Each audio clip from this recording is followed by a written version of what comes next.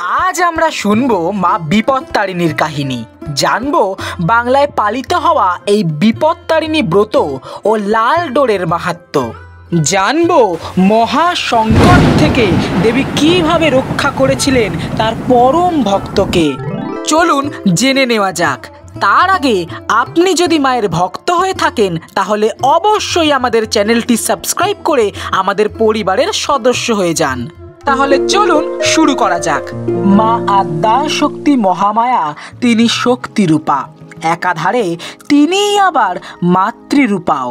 জগতের সংকটকালে বারবার নানান রূপে আবির্ভূতা হয়েছেন দেবী, কখনো অন্নপূর্ণা রূপে, কখনো দুর্গা রূপে, আবার কখনো বিপত্তারিণী রূপে সৃষ্টিকে রক্ষা করেছেন দেবী। আজ আমরা জানবো মায়ের সেই বিপত্তারিণী রূপের মাহাত্ম্য। মল্লভূমির রাজপরিবার ছিল মায়ের বিরাট ভক্ত। কঠিন নিয়ম মেনে নিত্য হতো মায়ের পূজা। সেখানের রানী ছিলেন ভালো মনের মানুষ।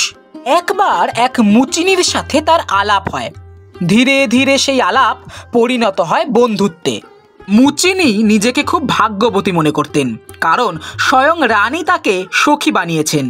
রানী তাকে অনেক কিছু দিতেন। একদিন মুচিনির মনে হলো রানীমা তো তাকে অনেক কিছু দেন, কিন্তু সে তো কিছুই দিতে পারে না তাকে।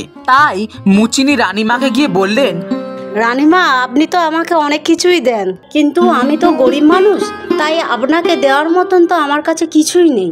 তবু জানেন, আমার খুব ইচ্ছে করে আপনাকে কিছু দিতে। মুচিনি গো মাংস খেত, এ কথা রানী আগে থেকেই জানতো। তাই রানীর খুব কৌতূহল হয় গোমাংস কেমন হয় তিনি নিজের চোখে দেখবেন। তাই মুচিনিকে রানী বললেন গোমাংস কেমন হয় তিনি নিজের চোখে দেখতে চান। এই কথা শুনে মুচিনি ভয় পেয়ে যায়, কারণ মহারাজ ধর্মপরায়ণ মানুষ। তিনি যদি এই অনাচারের কথা জানতে পারেন তাহলে মৃত্যুদণ্ড অবধারিত। কিন্তু রানীমা মুচিনিকে খুব জোর করতে থাকে। মুচিনি রানীমায়ের কথা ফেলতে না পেরে অবশেষে রাজি হন।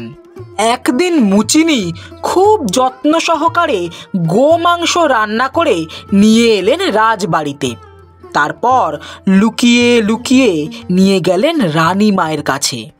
ইতিমধ্যেই কিভাবে যেন এই অনাচারের কথা এক রাজকর্মচারী জেনে ফেলেন এবং সে গিয়ে মহারাজকে সব বলে দেন।